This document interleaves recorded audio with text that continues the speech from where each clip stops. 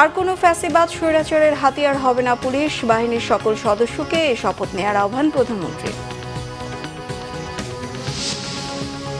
শুধু রাজনীতিতে নয়, অর্থনীতিতেও গণতন্ত্র থাকতে হবে বলেছেন অর্থমন্ত্রী। বারবার সীমান্ত রক্তাক্ত করলে সম্পর্ক ভালো হবে না, ভারতকে ইঙ্গিত করে মন্তব্য রিজভির। হাম ও উপসর্গে আরও 11 শিশুর মৃত্যু, সর্বোচ্চ আক্রান্ত 1708। উদ্বেগ উৎকণ্ঠায় চিকিৎসাধীন রোগীদের অভিভাবকরা।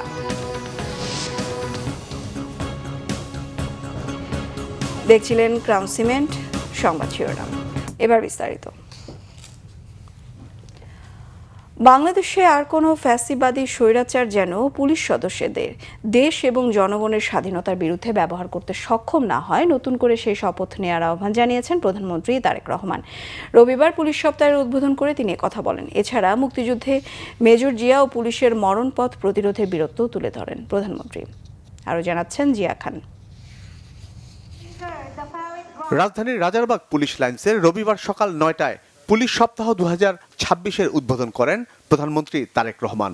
পুলিশ সপ্তাহে এবারের প্রতিপাদ্য আমার পুলিশ আমার দেশ, সবার আগে বাংলাদেশ। এ সময় স্বরাষ্ট্রমন্ত্রী সালাউদ্দিন আহমদ, পুলিশ মহাপরিদর্শক মোহাম্মদ আলী হোসেন ফকির প্রধানমন্ত্রীকে স্বাগত জানান। এরপর প্রধানমন্ত্রী একটি খোলা জিপে চড়ে বাংলাদেশ পুলিশের কুচকাওয়াজ পর্যবেক্ষণ করেন এবং সালাম গ্রহণ করেন। বক্তব্যে প্রধানমন্ত্রী জনগণের সাথে পুলিশকে মানবিক আচরণ করার আহ্বান জানান এবং নিজেদের স্বার্থে আর যেন কেউ পুলিশকে ব্যবহার করতে না পারে সে বিষয়ে নতুন করে শপথ নেওয়ারও আহ্বান জানান। বাংলাদেশে আর কোনো ফ্যাসিবাদ স্বৈরাচার যেন পুলিশ সদস্যদেরকে দেশ এবং জনগণের স্বাধীনতার বিরুদ্ধে ব্যবহার করতে সক্ষম না হয়। স্বাধীনতার প্রথম প্রহরেই পুলিশের রক্তে রঞ্জিত এই মাটিতে দাঁড়িয়ে আসুন আজ আমরা আবারও নতুন শপথে অঙ্গীকারবদ্ধ হই। এ সময় তিনি মহান মুক্তিযুদ্ধে মেজর জিয়া এবং পুলিশের বীরত্বের কথা স্মরণ করেন। একদিকে বাংলাদেশের স্বাধীনতার পক্ষে চট্টগ্রামে মেজর জিয়ার উই রিভল্ট, অপরদিকে ঢাকায় রাজারবাগ পুলিশের মরণপণ প্রতিরোধ। এরপর স্বাধীনতার লড়াই থেকে বাংলাদেশের স্বাধীনতাকামী মানুষের পিছিয়ে থাকার আর কোনো সুযোগ ছিল না। এমন পরিস্থিতিতে সকল পুলিশ সদস্যদেরকে রাজারবাগ পুলিশ লাইন্সে একসঙ্গে জড়ো করে রাখার পেছনে তৎকালীন রাজনৈতিক কি যুক্তি বা কৌশল কাজ করেছিল, বাংলাদেশের স্বাধীনতা এবং মুক্তিযুদ্ধ সম্পর্কে যারা এখন, এটি এখন তাদের জন্য একটি গবেষণা হতে পারে বলে আমি মনে করি। জনগণের জানমালের নিরাপত্তা নিশ্চিতে পুলিশের ভূমিকার কথাও উল্লেখ করেন তারেক রহমান। বছরের পর বছর ধরে অসংখ্য হামলা মামলার শিকার, নিপীড়িত, নির্যাতিত অধিকার হারা মানুষ। বর্তমান গণতান্ত্রিক সরকারের সময় শান্তি এবং নিরাপত্তা চায় জনগণ। দেশের জনগণের শান্তি এবং নিরাপত্তা নিশ্চিত করা আপনাদের কার্যক্রম, অর্থাৎ পুলিশের ভূমিকার উপরেই সবচেয়ে বেশি নির্ভরশীল। আপনারা জনগণের জানমালের নিরাপত্তা নিশ্চিত করতে সাধ্য এবং সামর্থ্যের সবটুকু দিয়ে চেষ্টা করবেন, এটি আপনাদের কাছে বর্তমান সরকারের প্রত্যাশা। জাতিসংঘে পুলিশের পুরুষ সদস্যদের পাশাপাশি নারী সদস্যদের ভূমিকার প্রশংসা করেন প্রধানমন্ত্রী। বলেন, শুধু বিদেশ নয়, দেশেও জনগণের সাথে মানবিক আচরণ প্রত্যাশিত। বিশ্বের বিভিন্ন দেশে শান্তি প্রতিষ্ঠা, আইন শৃঙ্খলা রক্ষা এবং মানবাধিকার সুরক্ষায় আমাদের পুলিশ সদস্যরা পেশাদারিত্ব, সাহসিকতা ও মানবিকতার উজ্জ্বল দৃষ্টান্ত স্থাপন করেছেন। জাতিসংঘ শান্তি মিশনে নারী পুলিশ সদস্যদের ভূমিকাও আন্তর্জাতিকভাবে প্রশংসিত হয়েছে। সুতরাং শুধু বিদেশেই নয়, দেশের জনগণের সঙ্গেও পুলিশের মানবিক আচরণ প্রত্যাশিত। পুলিশ সপ্তাহের মনোমুগ্ধকর আয়োজন সম্পন্ন করার জন্য পুলিশ এবং র্যাবের সকল সদস্যদের ধন্যবাদ ও অভিনন্দন জানান তারেক রহমান। জিয়া খান, বাংলা ভিশন, ঢাকা। প্রধানমন্ত্রী তারেক রহমান বলেছেন, বর্তমান বিশ্বে প্রযুক্তিগত দক্ষতা সম্পন্ন একটি সুদক্ষ আধুনিক মানবিক পুলিশ বাহিনী ছাড়া জনগণের কাঙ্ক্ষিত সেবা নিশ্চিত করা কঠিন। রবিবার রাজারবাগ পুলিশ অডিটোরিয়ামে পুলিশ সপ্তাহ উপলক্ষে পুলিশের কল্যাণ প্যারেডে কথা বলেন প্রধানমন্ত্রী। জানান, পুলিশকে আধুনিক ও মানবিক করার কাজ শুরু করেছে সরকার। ফ্যাসিবাদী শাসনামলে জনগণ পুলিশকে দলীয়করণের চিত্র দেখেছে উল্লেখ করে আইনশৃঙ্খলা পরিস্থিতির উন্নয়ন এবং জনগণের জানমালের নিরাপত্তা বজায় রাখা বর্তমান সরকারের সর্বোচ্চ অগ্রাধিকারের কথাও জানান প্রধানমন্ত্রী।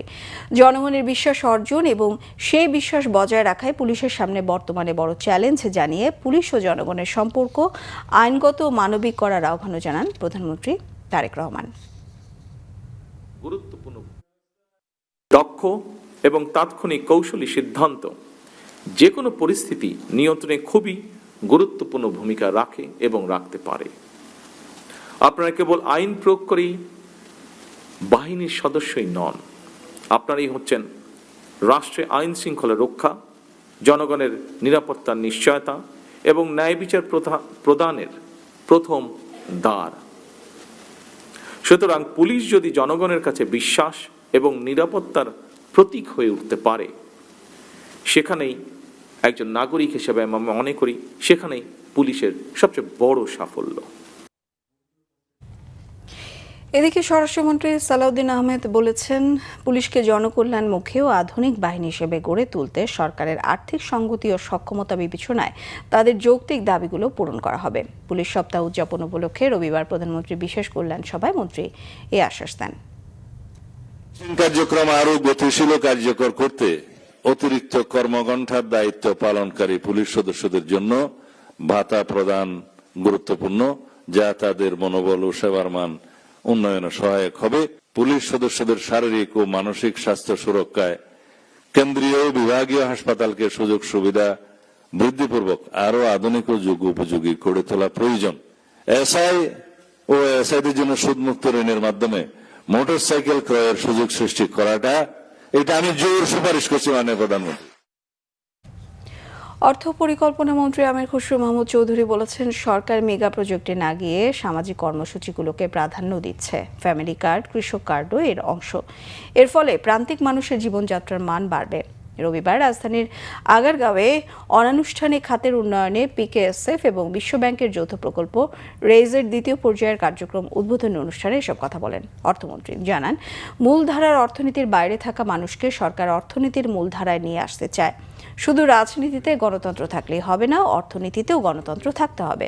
যে কোনো প্রকল্প বাস্তবায়নের ক্ষেত্রে নির্দিষ্ট মানদণ্ড রয়েছে উল্লেখ করে সেই মানদণ্ড পূরণ না করলে সরকার কোনো প্রকল্প বাস্তবায়ন করবে না বলেও জানান আমির খসরু মাহমুদ চৌধুরী। আমরা কোনো মেগা প্রজেক্ট, কোনো বিশাল বিশাল কর্মকাণ্ডে যাচ্ছি না, আমরা কিন্তু সোশ্যাল প্রোগ্রামে যাচ্ছি। আমরা কিন্তু এই যে বিগত দিনের বিভিন্ন কি বলবো অলিগার্কিক এবং পৃষ্ঠপোষকতার অর্থনীতির কারণে সাধারণ মানুষ দেশের অর্থনীতিতে অংশগ্রহণ থেকে বাইরে থেকে গেছে। যে স্বপ্ন আমরা দেখছি যে বাংলাদেশের স্টোরি বিশ্বে নিয়ে যেতে পারবো, সেটা সবাই মিলে করতে হবে। কোনো রাজনৈতিক দলের বিষয় না, সরকারের বিষয় না। এটা হচ্ছে ডেমোক্রেসি যেরকম participatory, economy has to be participatory. সকলকে ইনভলভ করতে হবে, সকলকে এটার সুযোগ, এটার সুফল পেতে হবে। ভারতকে ইঙ্গিত করে বিএনপির সিনিয়র যুগ্ম মহাসচিব ও প্রধানমন্ত্রীর রাজনৈতিক উপদেষ্টা রুহুল কবির রিজভী বলেছেন, বারবার সীমান্ত রক্তাক্ত করলে সম্পর্ক ভালো হবে না। গতকাল সকালে রাজধানীর ইনস্টিটিউট অব ডিপ্লোমা ইঞ্জিনিয়ার্স বাংলাদেশের ৪৫তম জাতীয় কাউন্সিলে তিনি কথা বলেন। জানান, দেশের স্বার্থে কোনো ছাড় না দিয়ে ভারতের সাথে ভারসাম্যপূর্ণ সম্পর্ক রেখে এগিয়ে যেতে চায় সরকার। সীমান্তে সহিংসতার মনোভাব থেকে বেরিয়ে দিল্লিকে বন্ধুত্বপূর্ণ সম্পর্কের দিকে এগিয়ে আসার আহ্বানও জানান তিনি। এছাড়া জনগণের কাছে জবাবদিহিমূলক সরকার ব্যবস্থা প্রতিষ্ঠায় বিএনপি কাজ করে যাচ্ছে বলেও জানান বিএনপির এই নেতা।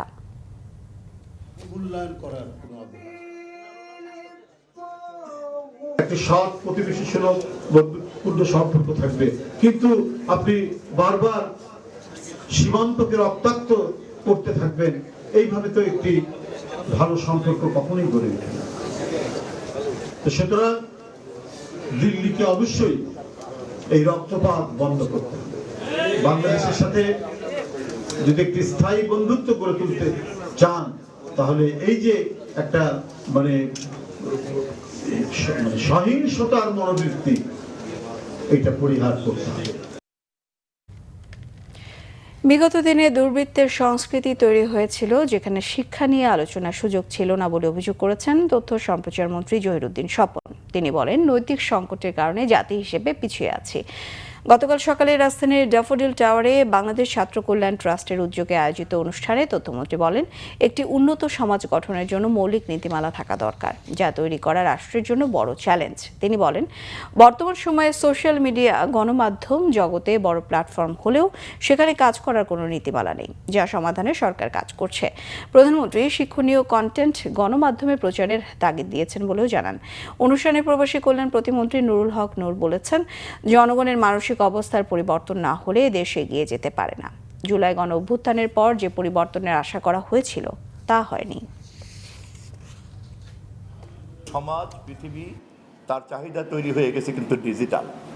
এমনকি আমাদের ইন্ডিভিজুয়াল প্র্যাকটিস, আমাদের ব্যক্তিগত সংযোগ, আমাদের অর্থনৈতিক কর্মকাণ্ড, পেশাগত কর্মকাণ্ড, ব্যবসা বাণিজ্য, অর্থনীতি প্রায় কিন্তু খুব দ্রুত এটা কিন্তু ডিজিটালাইজড হয়ে যাচ্ছে।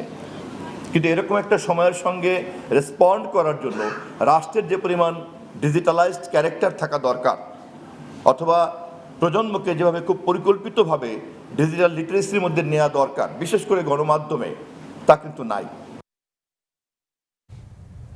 স্থানীয় সরকার নির্বাচনে 50 উপজেলা চেয়ারম্যান প্রার্থী ও 50 পৌরসভার মেয়র প্রার্থীদের নাম ঘোষণা করেছে এনসিপি। আগামী সপ্তাহে আরও 100 প্রার্থীর নাম ঘোষণা করা হবে বলেও দলের পক্ষ থেকে জানানো হয়েছে। গতকাল বিকেলে বাংলা মোটরে দলটির কেন্দ্রীয় কার্যালয়ে স্থানীয় সরকার নির্বাচন পরিচালনা কমিটি জরুরি সংবাদ সম্মেলনে প্রার্থীদের নাম ঘোষণা করেন এনসিপি নেতারা। এ সময় দলটির মুখ্য সংগঠক সার্জিস আলম বলেন, ফ্যাসিবাদের সাথে সম্পর্ক ছিল না এমন যে কোনো রাজনৈতিক দলের সদস্য স্থানীয় সরকার নির্বাচনের প্রার্থী হতে পারবে। সংবাদ সম্মেলনে এনসিপির মুখপাত্র আসিফ মাহমুদ সজীব ভুঁইয়া বলেন, বিএনপি ক্ষমতায় এসে গণতন্ত্রকে গলা টিপে হত্যা করেছে। স্থানীয় সরকার নির্বাচনে সরকারকে সময়সীমা নির্ধারণের আহ্বান জানান তিনি। সময়টা খুব কম হলেও আমরা বারবার দেখছি কূটনৈতিক ক্ষেত্রে তারা অবস্থান নিতে ব্যর্থতার পরিচয় দিচ্ছেন, এবং আমরা এবারই প্রথমবারের মতো হয়তো দেখলাম যে বাংলাদেশ কোনো একটা নির্দিষ্ট বলয়ের দিকে চোখ বন্ধ করে ঝুঁকে যাচ্ছে, যার ফলে আমরা আমাদের বন্ধুদেরকে হয়তো হারাচ্ছি অথবা সম্ভাব্য বন্ধুদেরকে হারাচ্ছি। আমাদের আহ্বান থাকবে, কূটনৈতিক ক্ষেত্রে সরকার আরও শক্তিশালী অবস্থান নেবে এবং বাংলাদেশের স্বার্থকে আগে দেখে অন্য কোনো দেশের স্বার্থকে না দেখে তারা ভয়েস রেজ করবে এবং ভারতের যারা নিপীড়নের শিকার হচ্ছে রাষ্ট্রীয়ভাবে তাদের পক্ষে দাঁড়াবে। হাম উপসর্গ নিয়ে 24 ঘন্টায় সারা দেশে আরও 11 শিশুর মৃত্যু হয়েছে। নতুন করে হাসপাতালে ভর্তি হয়েছে রেকর্ড 1708 জন। তবে হাম আক্রান্তের সংখ্যা আগের চেয়ে কমেছে, এমনটাই জানিয়েছে রাজধানীর হামের জন্য ডেডিকেটেড হাসপাতাল ডিএনসিসি কর্তৃপক্ষ। গুরুতর অসুস্থ রোগীদের সুস্থ করে তুলতে আপ্রাণ চেষ্টা চালিয়ে যাচ্ছেন হাসপাতালটির চিকিৎসক এবং নার্সরা। এদিকে হামের সংক্রমণ কমাতে জোরে সোরে চলছে টিকাদান কার্যক্রম। মুহিবুল্লাহ মুহিব জানাচ্ছেন বিস্তারিত। হাম সংক্রমণে মুমূর্ষু রোগীদের ভরসার জায়গা রাজধানীর মহাখালী ডিএনসিসি হাসপাতাল। এখানে চিকিৎসা নিতে দেশের বিভিন্ন প্রান্ত থেকে ছুটে আসেন রোগীরা। এদের বেশিরভাগই শিশু হলেও প্রাপ্তবয়স্করাও আক্রান্ত হয়ে আসছেন। ডিএনসিসি হাসপাতালে গিয়ে দেখা যায়, আক্রান্ত শিশুদের সুস্থ করে তুলতে চিকিৎসক নার্সদের ব্যস্ততার শেষ নেই। বিভিন্ন হাসপাতাল ঘুরে আক্রান্ত শিশুকে নিয়ে ডেডিকেটেড এই হাসপাতালে ভর্তি করতে পেরে অভিভাবকরাও কিছুটা স্বস্তিতে। তবে সন্তান পুরোপুরি সুস্থ না হয়ে ওঠা পর্যন্ত উদ্বেগ কাটছে না স্বজনদের। ওর প্রথমে নিউমোনিয়া হয়েছিল শিশু হসপিটাল থেকে, শ্যামলী শিশু হসপিটাল থেকে চিকিৎসা করায়, এরপরে আবার হাম দেখা দিছে, তখন না এখানে ভর্তি করাইছে। আলহামদুলিল্লাহ অনেক ভালো আছে। আমি 7 তারিখে মাউতল আসলাম, মাউতল থেকে রিটার্ন দিয়েছে, এই জায়গায় ভর্তি করছি। এখন আল্লাহ দিলে আমার বাবু সুস্থ হয়ে যায়। আল্লাহ রাখছে ভালো, মোটামুটি দেখি কি করা যায়, মানে পুরো সুস্থ হয়নি। এখন পরীক্ষা একটা আছে, ওই পরীক্ষাটা দিয়ে পরে যা করে করবে। এখানে চিকিৎসা অনেক ভালো, চিকিৎসা করার কারণে আলহামদুলিল্লাহ সুস্থ হয়ে গেছে। আগের চেয়ে কিছুটা কমেছে রোগীর চাপ। সারা দেশে টিকাদান কার্যক্রম জোরদার হওয়ায় আগামী সপ্তাহেই এই সংখ্যা আরও কমে আসবে বলেও আশা সংশ্লিষ্টদের। টিকা শুরু হয়েছে 20 তারিখ থেকে, অর্থাৎ ওই ঢাকার বাইরের রোগীগুলোর মধ্যে কমে আসতে আরও যদি হিসাব করেন তাহলে এই মাসের শেষের দিকে হয়তো কমবে ঢাকার বাইরের রোগগুলো। এখন যে রোগীগুলো মানে মৃত্যুবরণ করছেন, যে দেখছেন না যে রিসেন্টলি যে খুব রিসেন্টকাল বেড়ে যাচ্ছেন, এই রোগীগুলো কিন্তু হামের ভাইরাসে আক্রান্ত হয়ে গেছেন আরও আগে। দ্যাট মিনস টিকা কার্যক্রম শুরু হওয়ার আগে প্রায় মিনিমাম 2 সপ্তাহ থেকে 3 সপ্তাহ সময় লাগছে একটা রোগী মানে হাম ভাইরাস ঢোকার পর থেকে মারা যাওয়া পর্যন্ত, এই টাইম পিরিয়ডটা যদি বলি। তো সেই হিসাব করলে কিন্তু তাহলে যে রোগীগুলো এখন মারা যাচ্ছেন, যে এত বেশি দেখছেন, সেই রোগীগুলো কিন্তু আসলে দেশব্যাপী টিকা কার্যক্রম শুরু হওয়ার আগেই হয়তো আক্রান্ত হয়েছিলেন অথবা টিকা কার্যক্রম শুরু হওয়ার সময় আক্রান্ত হয়েছেন। এদিকে ইউনিসেফের সহায়তায় হাম রুবেলার টিকাদান ক্যাম্পেইনে রাজধানীর বিভিন্ন এলাকায় ব্যস্ত সময় পার করছেন স্বাস্থ্যকর্মীরা। Muhibullah Muhib, Bangla vision, Dhaka. Social media ও কৃত্রিম বুদ্ধিমত্তা এআই এর এ সময় সন্তানদের নৈতিকভাবে গড়ে তোলা বর্তমান মায়েদের জন্য বড় চ্যালেঞ্জ বলেছেন বিএনপির স্থায়ী কমিটির সদস্য, সমাজ কল্যাণ এবং মহিলা ও শিশু বিষয়ক মন্ত্রী অধ্যাপক ডাক্তার AJM জাহিদ হোসেন। তিনি বলেন, আগের সময়ের তুলনায় এখন সন্তানদের উপর নিয়ন্ত্রণ রাখা এবং সঠিক পথে পরিচালনা বেশ কঠিন। মা দিবস উপলক্ষে রবিবার রাওয়া কনভেনশন সেন্টারে এক সম্মাননা অনুষ্ঠানে মন্ত্রী আরও বলেন, প্রযুক্তির সঠিক ব্যবহার নিশ্চিত করতে পরিবার ও অভিভাবকদের আরও সচেতন হতে হবে। আজকের এই জ্ঞান ও প্রযুক্তিকে এমনভাবে ব্যবহার করতে হবে যাতে তা সামাজিক বা পারিবারিক অশান্তির কারণ না হয়। প্রযুক্তির অপব্যবহার রোধে পরিবার থেকেই সচেতনতা গড়ে তোলার আহ্বান জানান তিনি। ইউনিভার্সাল মেডিকেল কলেজ হাসপাতাল আয়োজিত গৌরবিনী মা 2026 সম্মাননা অনুষ্ঠানে বিভিন্ন ক্ষেত্রে অবদান রাখায় সমাজের 11 জন সুপ্রতিষ্ঠিত নাগরিকদের মাকে সম্মাননা দেওয়া হয়। সংবাদ শেষ করব ক্রাউন সিমেন্ট শিরোনামগুলো আরও একবার জানিয়ে।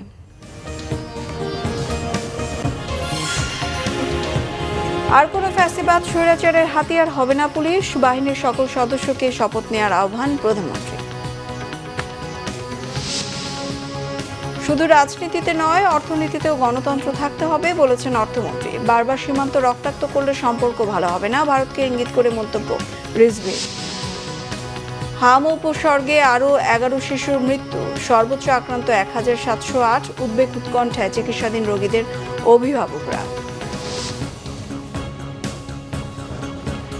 এই ছিল এখনকার মতো। পরের সংবাদ সকাল 10টায়। 9টায় রয়েছে নিউজ টপ 10 দেখার আমন্ত্রণ রইল। এছাড়া বাংলা ভিশন সংবাদ সংশ্লিষ্ট অনুষ্ঠান দেখতে ভিজিট করুন www.bbnews24.com, facebook.com/banglavisionnews, সাবস্ক্রাইব করুন youtube.com/banglavisionnews। সঙ্গে থাকায় ধন্যবাদ সবাইকে।